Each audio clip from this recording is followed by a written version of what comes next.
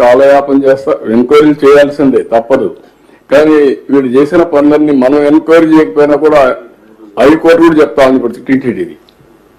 అప్పుడు జరిగిన అవకతవకల మీద మీరు ఎందుకు యాక్షన్ తీసుకోలేదని చెప్పే పరిస్థితికి వచ్చారు.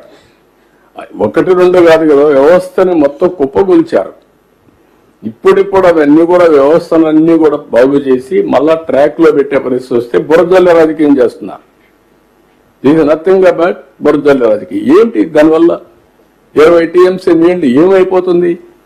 ఒక రిజర్వాయర్లు ఉన్నాయి, 20 టీఎంసీ నీళ్లు ఇప్పుడు కూడా మాట్లాడతారు సిగ్గు కూడా లేకుండా.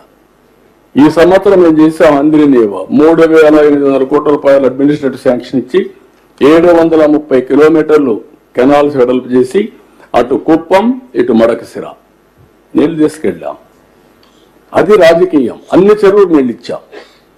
అది చేయకుండా ఈ చిల్లర రాజకీయాలు ఇలాంటివన్నీ పట్టించుకొని ఎంతో పని బురదలతో అంటుకుంటుందేమో, ఏం అంటుకోదు. చాలా మంది నా మీద బురద జల్లేదని ప్రయత్నం చేశారు. ఆ బురదలో వాళ్ళు కోరుకుపోయారు తప్ప ఏమి కాదు, ఏం జరగదు. ఇది గుర్తుపెట్టుకోవాల్సిందిగా నేను కోరుతున్నా. కన్స్ట్రక్టివ్ పాలిటిక్స్ చేయండి. మీరు చేయలేని పనులు మా మీద నెపవేసి తప్పించుకునే ప్రయత్నం చేయడం కరెక్ట్ కాదు.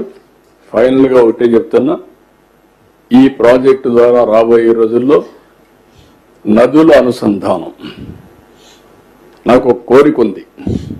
దేశంలోనే నదుల అనుసంధానం జరగాలని నా కోరిక.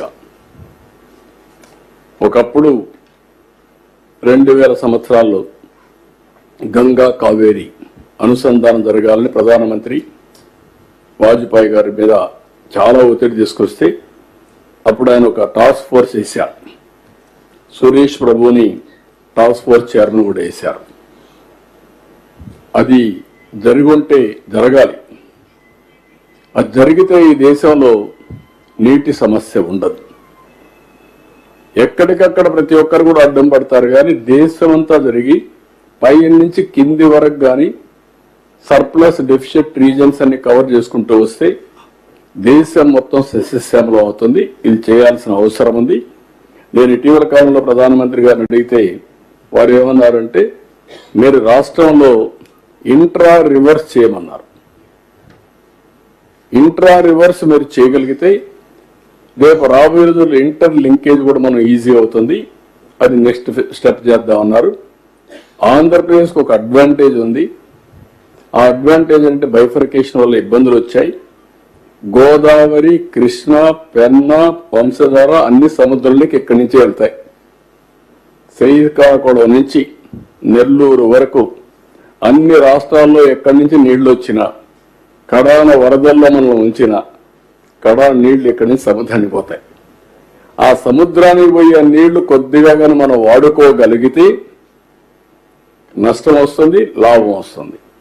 మన ఇటీవల మీరు చూశారు, తెలంగాణలో వర్షం పడింది. ఆ నీళ్లు ఎక్కడికి వచ్చాయి? నేరుగా ఆంధ్రాకి వచ్చి విజయవాడకు వచ్చాయి. విజయవాడలో వరదకు గురయ్యాం. ఒకేసారి క్లౌడ్ బరస్ట్ అయింది. బరస్ట్ అవుతాను ఆ నీళ్ళన్నీ వచ్చేసాయి. నిన్న కూడా మనం చూస్తే వరదలు వచ్చినప్పుడంతా కూడా మనం చాలా అప్రమత్తంగా ఉండే పరిస్థితి. గోదావరి కూడా